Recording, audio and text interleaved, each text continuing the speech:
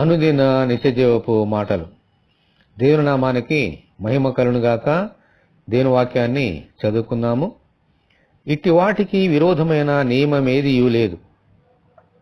క్రీస్తు యేసు సంబంధులు శరీరమును దాని ఇచ్చలతోనూ దురాశలతోనూ సిలువ వేసి ఉన్నారు. గలతీయులకు రాసిన పత్రిక 5వ అధ్యాయము 24వ వచనం. ఈ లోకమును ప్రేమిస్తూ దేవుని కూడా ప్రేమిస్తున్నానని అనుకుంటే అది దేవుని దృష్టికి అబద్ధం.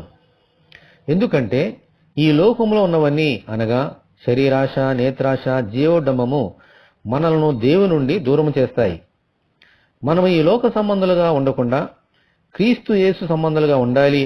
అలా ఉండాలి అంటే ఈ ఆశలను సిలువేయాలి. ఈ ఆశలను శిలువ మీద చంపినప్పుడు మనము క్రీస్తు యేసులో జీవించగలుగుతాం. అప్పుడు మనకు విరోధముగా ఏ శక్తి పనిచేయదు. దేవునికి స్తోత్రము. హల్లెలూయా.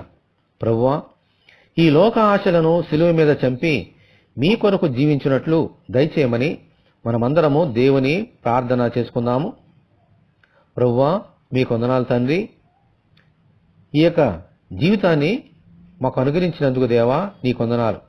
ఈ జీవితంలో మాకు అనుగ్రహించిన ఈ శరీరాన్ని దానికి ఉన్నటువంటి ఇచ్చలతోనూ దురాశలతోనూ మేము కూడా సిలువ వేసి మీకు విరోధమైన ప్రతి నియమాన్ని ప్రభువా ఆ సిలువ మీద సిలువ వేసి మీ సంబంధులుగా మీ బిడ్డలుగా ఈ లోకంలో జీవించినట్లుగా మీ కృప మాకు అనుగ్రహించండి. మా యొక్క ఈ లోకాశలను తీసివేసి నీకు ఇష్టమైన బిడ్డలుగా ఎల్లప్పుడూ జీవించినట్లుగా మీ కృప మాకు దయచేయమని, ఈ వాక్యం వెంటనే నీ బిడ్డలందరినీ దీవించమని యేసు అతి పరిశుద్ధమైన నామములో ప్రార్థన చేస్తున్నాము తండ్రి. ఆమెన్. ప్రభువైన యేసుక్రీస్తు కృప మనకందరికీ తోడేయునుగాక. ఆమెన్.